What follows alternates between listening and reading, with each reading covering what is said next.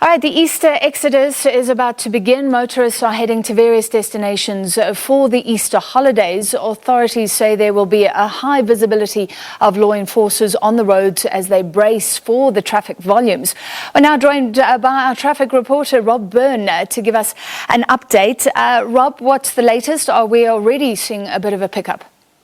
Yes, we are. What we're seeing is what we didn't want to see down in the KZN region. We're seeing a massive influx of holidaymakers coming into KZN, to an area that is a provincial disaster zone.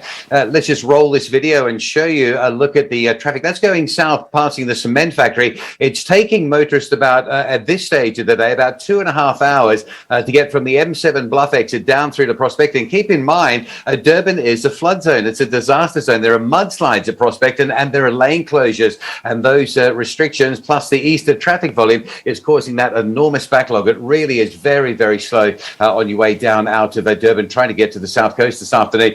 The other area of concern is north of Durban. Here's a look at the run through towards Mhlali. Now, the Mhlali River Bridge was damaged with the floods during the week. There was a contraflow operating on the southbound side, but authorities have now stepped in and closed the N2 completely going northbound. So there's a really big backlog of traffic for hours to get through, and then you find yourself taken off, shipped into Mhlali, and then up the R102 to a point where you can rejoin north of the Mhlali River. So very heavy backlogs there. And the other area of concern in KZN will be Monday, when all that traffic going down to the south coast turns around and tries to come back, because the N2 is closed in Ilfracombe. That section of the N2 going northbound has collapsed, very unsafe. So the N2 back to Durban remains closed. It will remain closed on Monday, and all of that traffic, that hour's worth of queues going south, is going to have to work its way back. And you can also see just off the N2, the R102 is also closed at the Umkomazi River. So all sorts of problems today, and bigger problems in store on Monday. Wherever you're going, please have a safe one. Yeah, so Rob, very quickly, I mean,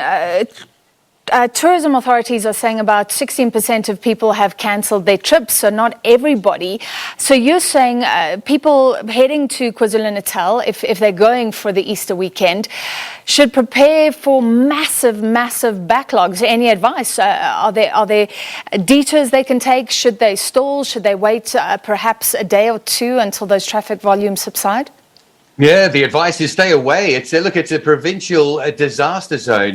Motorists that will be driving into areas where the road has collapsed, areas where the road is no longer there, areas of flooding, areas of mudslides, landslides, sinkholes. If you look at the N2 going up through Sabaya, there's a big chunk of that N2 that's no longer there. It's just collapsed. So, you know, you've got one lane on the N2. You've then got the M4 closed at Mhloti. You've got the M4 closed at Tongat River. So you have to go on the N2 into that single lane. It really is a disaster zone. National government has declared it a disaster zone for a very good reason. So the call would be really to stay away from sort of the greater Durban area and let the authorities and the residents get on with cleaning up the mess that has happened as a result of the floods this week. Yeah, very disappointing for people who had plans or have family there, but that is the situation. Thank you, SABC's traffic reporter Rob Byrne, giving us the latest.